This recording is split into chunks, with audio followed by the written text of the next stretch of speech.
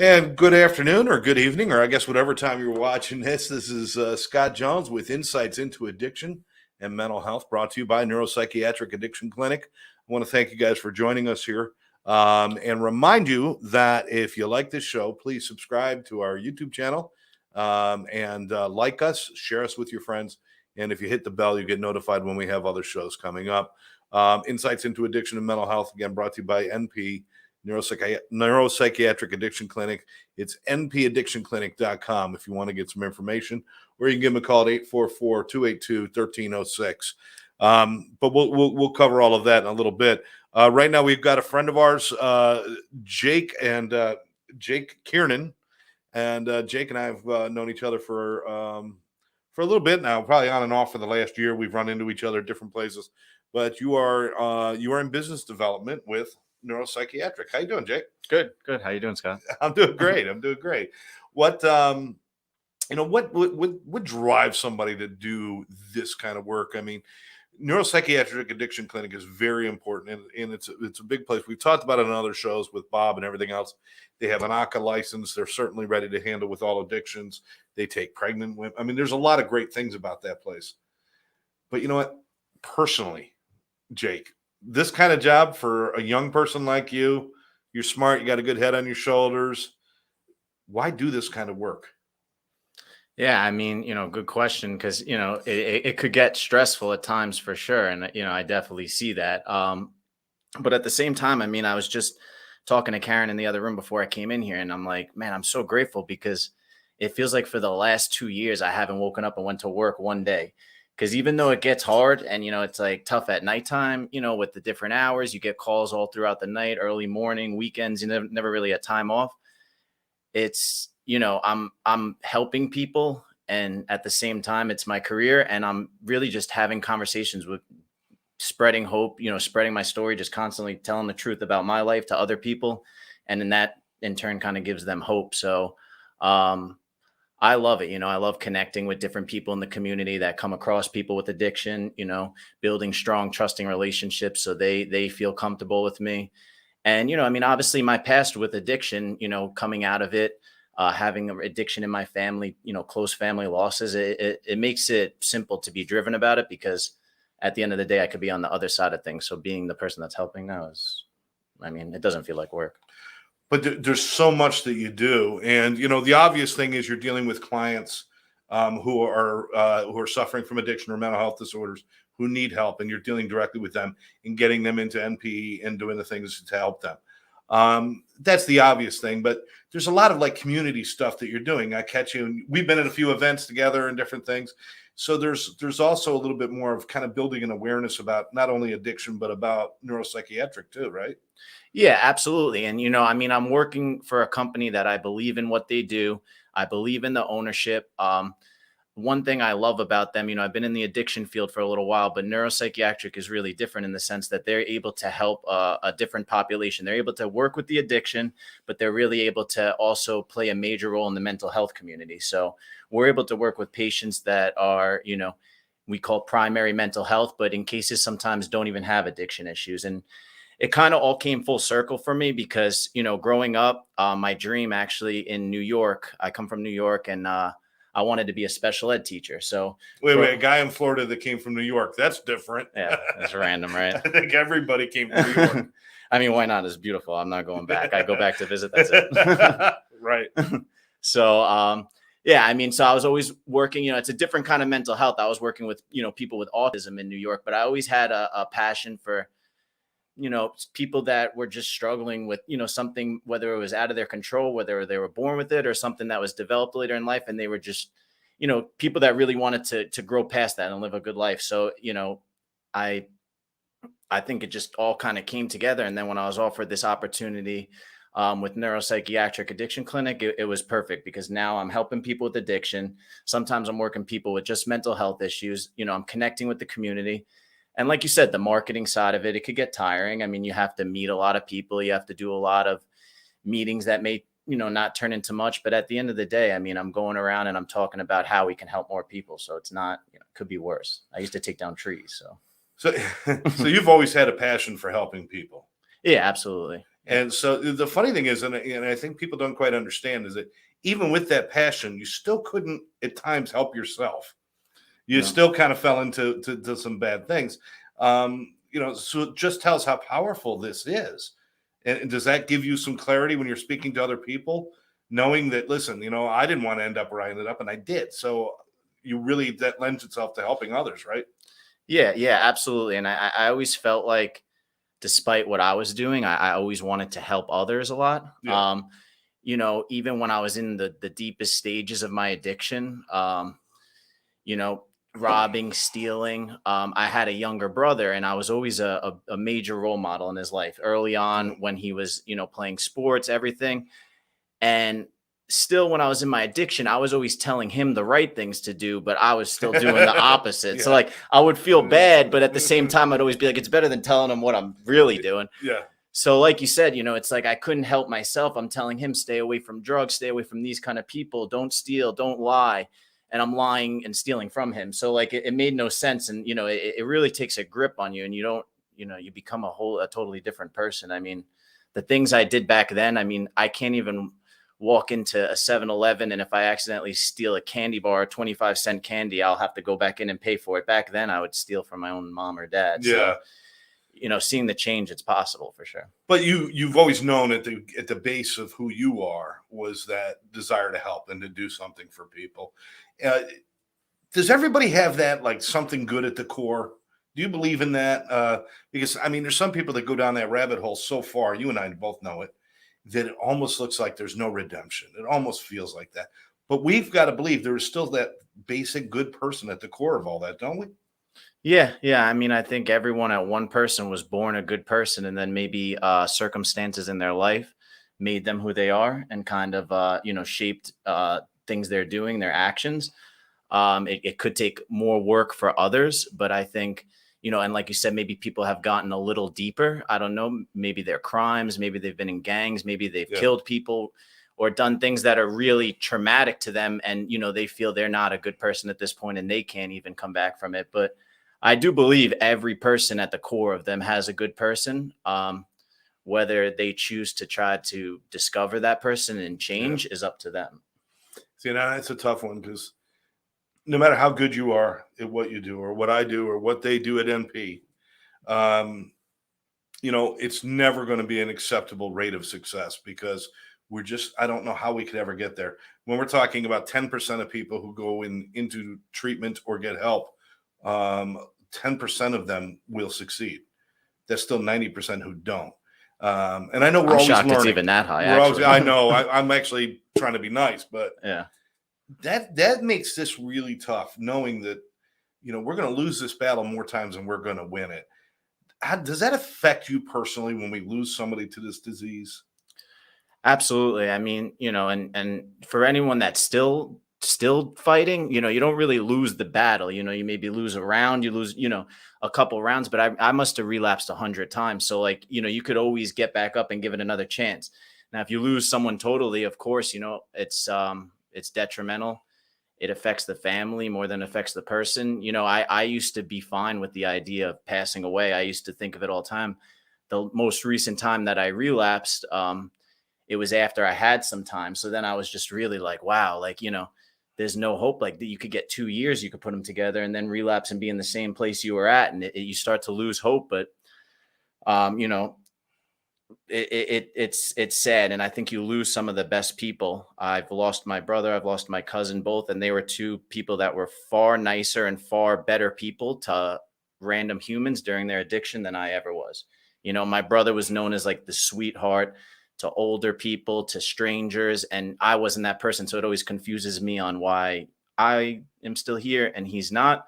But at the same time, I mean, it's Russian roulette every time you go out there.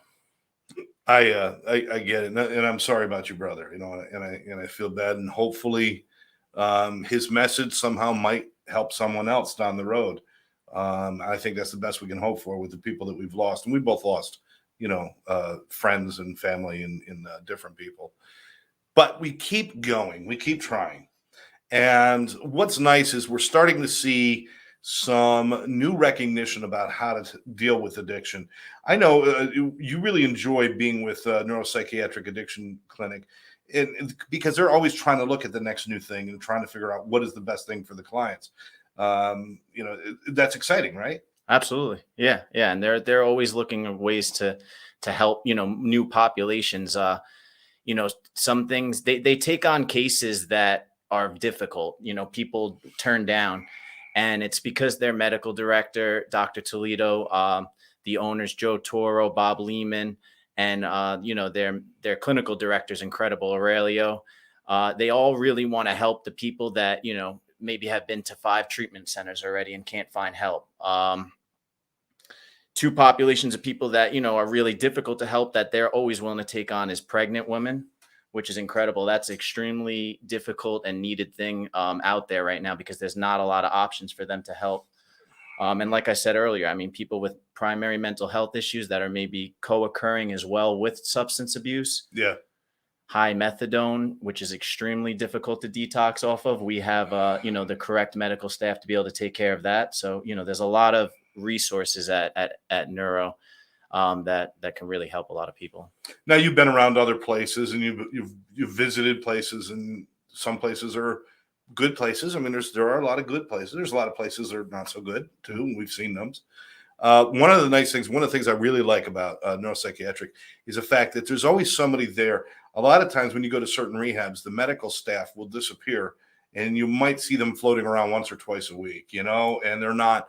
Now, the doctor's not there 24 hours a day, but he's on call. Mm-hmm. There's always nurses on staff, though.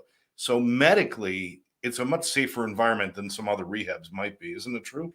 Yeah, absolutely. I mean, we have again, our medical director is a neurologist. We have a psychiatrist on staff at all times. All our nurse practitioners are psych certified as well, so we have them there. And yeah, I mean, there's 24/7 supervision, and even people that maybe can't walk or in a walker, or are on some kind of major medication. We're able to even assign them someone that's, can be there for them 24/7, and, can be by their room if they need that much attention. So, they have the flexibility to do a lot there. I want to remember, because I haven't done this yet, and I always want to do this. I got to give a shout out to Richard over there at He's Neuropsychiatric great. Addiction Clinic. Every time I come through that door, he gives me that smile, that $1 million smile. Just makes you feel good. Yeah. He's one of the happiest people I've ever met. Absolutely. Right? He's a legend. Yeah. Good My guy. few encounters with him, every single time, I'm like, okay, I see why he plays, and he wears a ton of hats there. He does so much for the company. Yeah. He's like one of the lead techs or whatever. I'm not sure. I'm sorry if whatever your position is there, Richard. But let's just say you do everything. Picks up when we need people picked up, runs the show with the techs. Yeah, he does a great job. Fantastic. And we want to thank, but there's so many people just like that. That's another thing. When you walk through there, just like the environment, people are happy to be working there. Mm-hmm. Because if you get a group of people together that aren't happy about their job, that's going to transfer to your client care. Mm-hmm. But when you got people who like their job and like the people they work with, that speaks volumes, doesn't it? Yeah, absolutely. And they have great staff there that are happy. What I've noticed with a lot of the treatment centers is they become a machine, and they try to get the people in and out as quick as possible, and that in turn ends up draining and burning out the therapist, burning out the clinical director. It's so much in and out, so much going on constantly. Whereas neuro, they really want to help the patient. And a lot of times I'm in it's incredible to me how, long the stays are sometimes, because they really want to keep them there as long as possible to figure out what's going on. And if that means that the insurance dropped them and we're still going to keep them there to give them a safe place to figure out how to kind of properly manage their meds or stabilize them, they're never going to kick anyone out. As Bob Lehman always says, that's not in his vocabulary. So, just, they really take the time with people. And, like you said, the workers are happy to be there because, they're able to do what they're best at. They put them in the places where they're all able to succeed. So let's talk about out in the world and out in the community. Florida got a bad rap for addiction treatment. And the truth is that I'd say 90% of that bad rap we've earned, because we had some bad players out there running games and doing things they shouldn't have done, taking chances with people's lives. I mean, we saw it. It's disgusting, but it happened. But it's not everybody. Do you have that do you still get some prejudice about that, about working in treatment in South Florida? Do you still have some of those things going on? And how do you address that?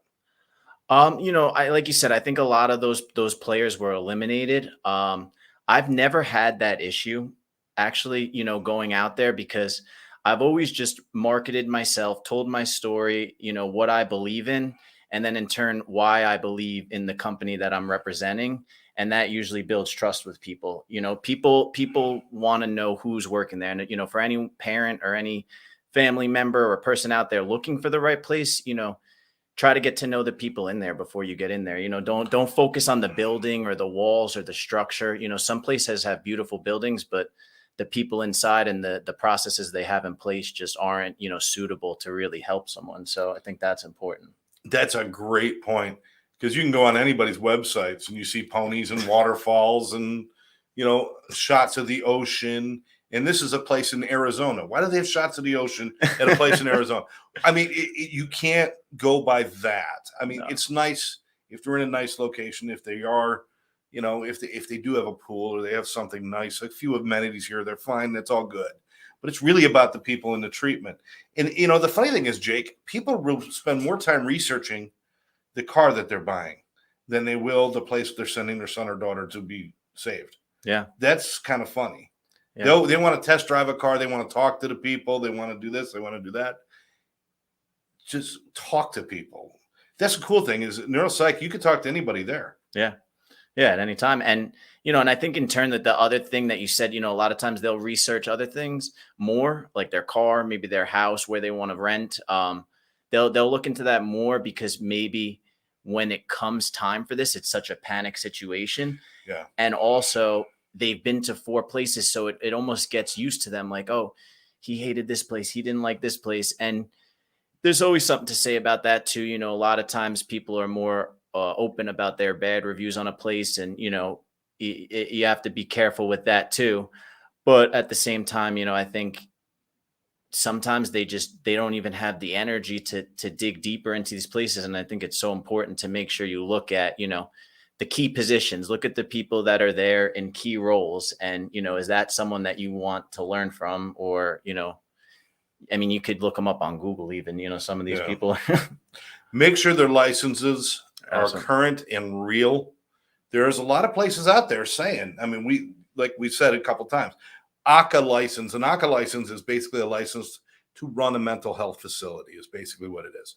So when you have somebody who comes in and it turns out that their addiction was really a cofactor in their mental health, and the mental health is their big problem, you guys can still help them. Whereas other places will have to say, well, now insurance isn't going to pay us. We got to kick them out. Mm-hmm. But it's important to know those licenses are real, because there's a lot of people out there say, we'll take anybody. That's not even realistic, is it? No, it doesn't make sense. You can't have one facility that can help every addiction or mental health disease out there, if they don't have the proper staff in place. And that's why you have to make sure who those key players are, like the clinical director, like the, who's the medical director, who's the doctor on staff. And, you want to know the team behind it. So, well, I know for a fact, working with neuropsychiatric, that there were 1 or 2 occasions where they've looked at and they've done an assessment on a client, and they said, you know what, you're probably going to be a better fit in this other place. And they've actually done that, because at the end of the day, it's all about saving this client's life. It's not about making a buck. I mean, we got to keep the doors open. I get that, but but they would rather send somebody somewhere where it's going to work for them than keep somebody who they know they can't help, right? Yeah, absolutely. In some cases, people might need a higher level of care than us. I mean, we're, maybe they need a psych ward, maybe they need a hospital for some period of time to stabilize. But we would much prefer get them to the right place than bring them in and possibly affect their recovery going forward. And then the other community that we have in there can be affected by that as well. So that's always a thought that's going through our head is, if we bring this person in, how are they going to interact with the rest of the community? Because you have to, once you take these people in, you're protecting them as well. Oh yeah. So to bring in a force that could be a disturbance to those others, it doesn't make any sense. No. So that's really good. I want to go back to the thing about the pregnancies as well. You know, how often are we seeing that? I mean, a few people out there might be thinking, well, that can't be that often. Are we seeing that more and more with pregnant? I was going to say pregnant women. Do I have to say it's women? I think people know it would be a woman, wouldn't they? I mean, there's different things going on nowadays. I You mean, it never might be know. one of those things politically correct. Like I say, pregnant people, even though they're all going to be women. Excuse me. Yeah, Um, I saw a but rapper. but a pregnant person, is that a common thing that we're seeing now? Yeah, yeah. I mean, every month, I've seen at least one or two pregnant women come in, and their stays are Wow. long.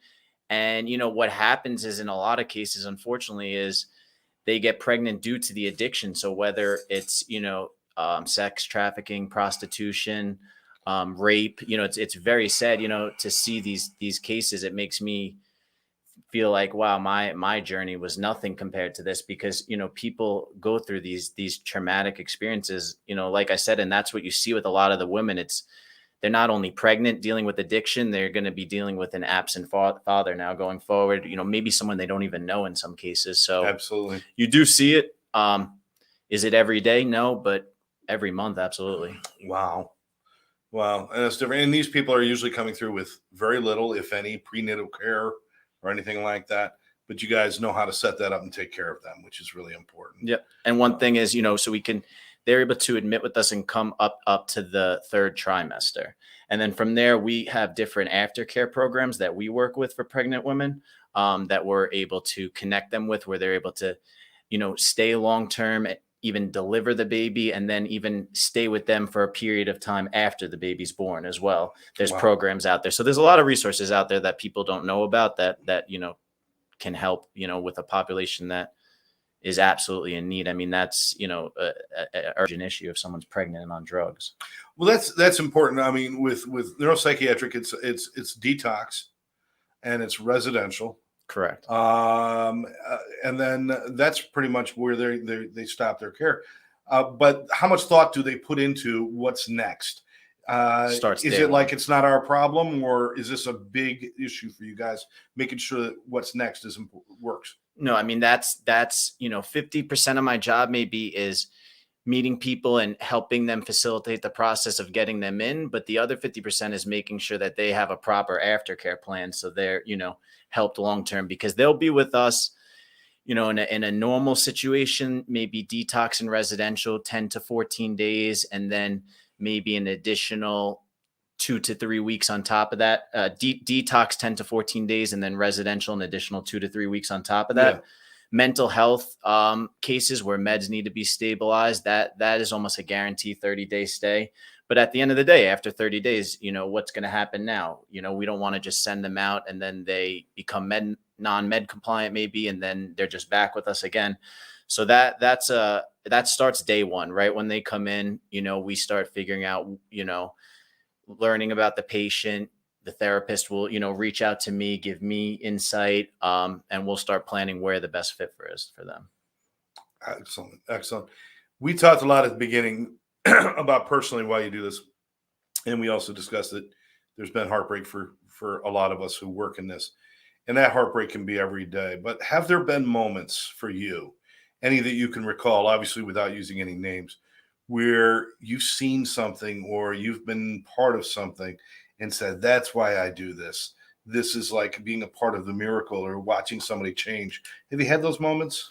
Absolutely. Yeah. A few times in the past year, and it's been, absolutely the best feeling is, having parents, reach out to me and, tell me like, that I'm the first one maybe that gave them hope in a long time for their son, or in a lot of cases, just, parents praising me, and it makes no sense to me. And all I'm really doing is just being there for their kid. But at that moment in time, he's able to connect with me much better than he can with his parents. So, they become so grateful, and, feeling thanks from them and feeling thanks from the patient himself, or herself is, that's enough to just want to make you keep going. Yeah, well, I mean, thank God we've got those to get us through the bad times. Absolutely. Because there's plenty of those too. And there's plenty of times where it could be difficult, because you get on the phone with someone and right off the bat, they're nasty to you, they're yelling at you, they're cursing, and you can almost tell in a lot of cases, it's unfortunate, people are just looking for a place to stay. They're on the street, they're in a bad situation, and their insurance card to them is almost like a debit card, and they get into the proper place. But in my head, I try to keep the hope, hey, maybe when he gets in there, he changes his mind. Because you don't know when it's going to happen. No, you don't. I didn't want to go when I went. So. I mean, back in my day, I used to gamble a lot. I was a gambling guy, but I don't gamble anymore, and especially when it comes to gambling or cards. Cards. On cards. I see that. But the thing is, it's like I used to look at people when they come and they'd first appear before me, and I kind of get that little thing in my head. It's like, okay, I think these guys are going to get it. And then other people, I'd say, we're going to give it a shot, but wow, I don't know. And it's usually the ones who shock me that are amazing. And it's like the ones who I think, oh, they got it. It's like, okay, well, they ended up struggling. And then the people I thought there's no chance, those are the ones with the best variety. Those are the ones who really, really pull through. It's amazing. Have you had that happen where you just thought, I don't know, but wow. Yeah, I mean, a lot of times when I'm working with people, especially one-on-one, I tell them, a lot of times it's the smartest people. And when I first was trying to get clean, people, I had a mentor, Hatsi, and he would always tell me, you're too smart for this disease. You think too much about it. You think you're smarter than the disease. And sometimes you just have to kind of dumb it down. And, the dumber you treat it and just, simple day at a time. Okay, today I'm not going to use, and I'm going to do something to make me feel better, or however you want to go about it. But, sometimes it's the people that just think really simple rather than thinking so deep into it. Okay, I could do it for this period of time, and then I'll get this back. And then, I could start, just keep it simple. And, like you said, people shock you, people that you don't expect, when you want your life to be better, I mean, you could get sober anywhere. So let's take a moment and let's talk to the person out there who's suffering right now, and they may catch this podcast for a moment and think, but that's all well and fine, but I'm a lost cause. What do you want to say to somebody who's feeling like they've got no hope? I would just say, don't quit on yourself. Do something today that you did different yesterday. If you're doing the same thing over and over again, nothing's going to change. Reach out. There's resources. Call me specifically. I'll talk to you. The life of drug addiction is 10 times harder and more miserable than if you got clean. If you got clean, your life is going to be 1,000 times less stressful. It's not going to be a daily grind to just figure out how to get through the day. And, if you come out on the other side of this, you can live a life that's, it's almost an asset to be an addict once you get past it. I think so. It's like, if you are struggling right now and you think that, you see all people around you that maybe you grew up with or you love, and they're thriving and living their life, know that you could be in that place with an far more purpose, to help people grow. And there's a great life out there for you. I don't know if I said that right. I like the way you said that. Yeah. And I agree with you. I think that what we thought was the things that were destroying us have become our assets. Yeah. Absolutely. And knowing the darker side of life, knowing how sad and hard things can be, makes it more possible for me to enjoy every little thing that I've got today. And to laugh more and to love more and to care more than I would have if I didn't have those bad experiences. Exactly. Yeah. And, I feel like addicts, they have like an innate ability to be able to figure things out, and get things done. When you're in your addiction and you have nothing, at the end of the day, you're going to find your fix. You're going to figure it out by any means. Now, if you can channel that exact energy towards something else, whether it's a business, whether it's helping people, whether it's your relationship with your family, your wife, your girlfriend, you have a power that, it can't be taught. It's just something that comes with you. Absolutely. I say it all the time. It's like it takes an extreme amount of willpower to live through a day of addiction.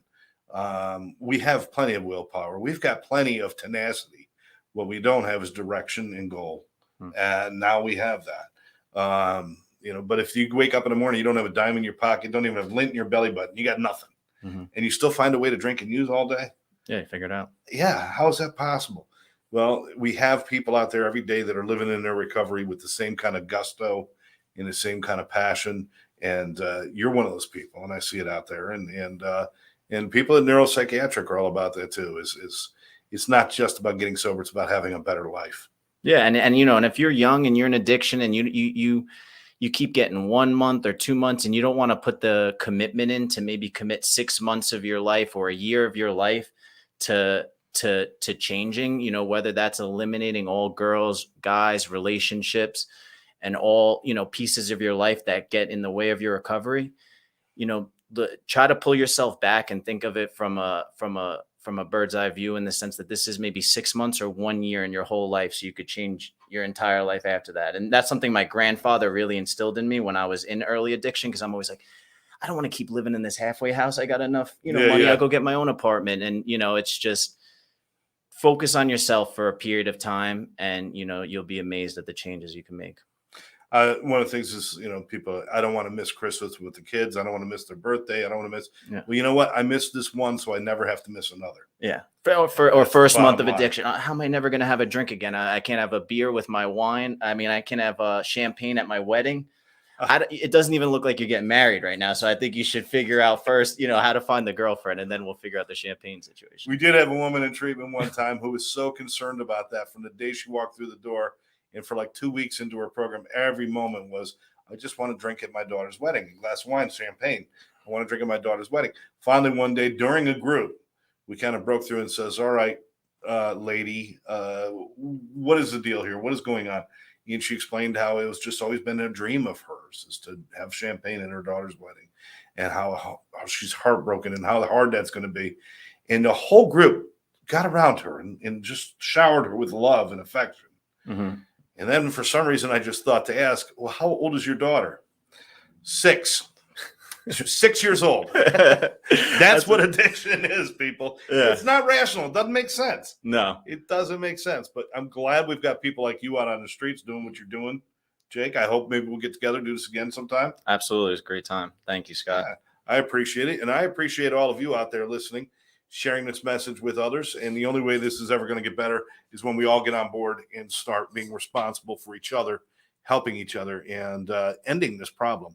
People are dying every day from something that is needless, something that doesn't have to happen. And we look at it and say, it's okay. It's not. It's not. We don't need more Narcan. We don't need more methadone or Suboxone. We don't need more of that. We need more recovery. We need more people helping each other. And that's what we're asking you to do. Check out Neuropsychiatric Addiction Clinic, the sponsor for our show here. Give them a call at 844-282-1306. Schedule a tour. Go through and talk to the people there. But more importantly, do something. If you know somebody's suffering, reach out for help. If you're having a hard time, reach out. Let us help. Let somebody help you. It's only going to end when we decide it's going to end. So that's what we're hoping for today. Jake, once again, I thank you, my friend. Thank you. I want to thank everybody for joining us right here on Insights into Addiction and Mental Health.